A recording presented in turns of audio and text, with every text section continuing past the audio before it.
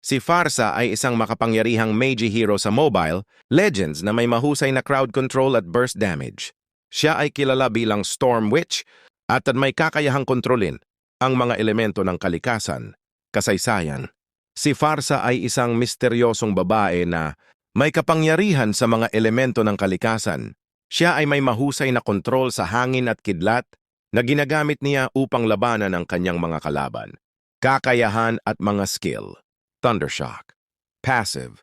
Skill na nagpapataas ng pinsala ni Farsa sa mga kalaban na may debuff.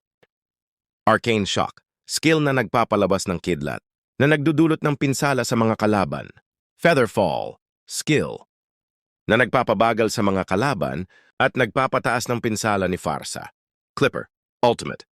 Skill na nagpapalabas ng malakas na kidlat na nagdudulot ng malaking pinsala sa mga kalaban o saan niyo lalaruin. Gamitin ang Arcane Shock upang magbigay ng pinsala sa mga kalaban. Gumamit ng Feather. Fall upang pabagalin ang mga kalaban at makapagbigay ng crowd control.